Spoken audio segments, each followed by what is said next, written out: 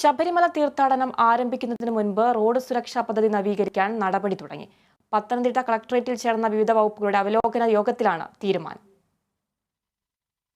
Road അപകടങ്ങൾ ഒഴിവാക്കി സുരക്ഷിത യാത്ര ലക്ഷ്യമിട്ടാണ് റോഡ് സുരക്ഷാ പദ്ധതി നവീകരിക്കുന്നത്. അപകട സാധ്യതയുള്ള ശബരിമല പാതകളിൽ വെളിച്ചവും സൂചനാ ബോർഡുകളും നേരത്തെ സ്ഥാപിക്കും. മണ്ണാറക്കുളഞ്ഞി പ്ലപ്പള്ളി റോഡിന്റെ നവീകരണ ജോലികൾ ഫെബ്രുവരി 15-ന് തുടങ്ങാനും അവലോകന യോഗത്തിൽ തീരുമാനമായി. തീർത്ഥാടകരുടെ സുരക്ഷ കണക്കിലെടുത്ത് കുളിക്കടവുകളുടെ എണ്ണം തിട്ടപ്പെടുത്തി സുരക്ഷാ വേലികൾ സ്ഥാപിക്കും.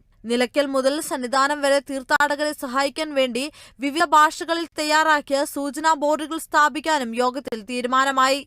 ചെയ്യേണ്ട കാര്യങ്ങൾ എന്തൊക്കെയാണ് എന്നുള്ളതിനെ കുറിച്ച് കൃത്യമായിട്ട് ഒരു രൂപരേഖ തയ്യാറാക്കുക. അടുത്ത വർഷം ആകുമ്പോഴത്തേക്ക് വാട്ട് ഈസ് DEOC മെന്റ് ഫോർ എന്നുള്ള ഒരു ചോദ്യം വളരെ പ്രസക്തമാണ്.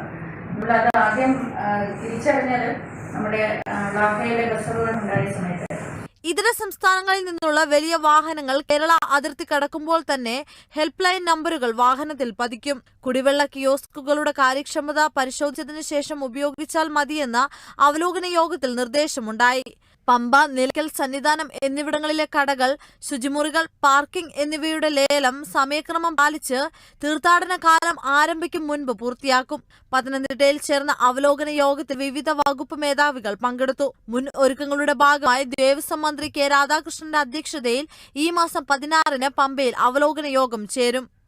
Kerala vision news, Pathanamthitta.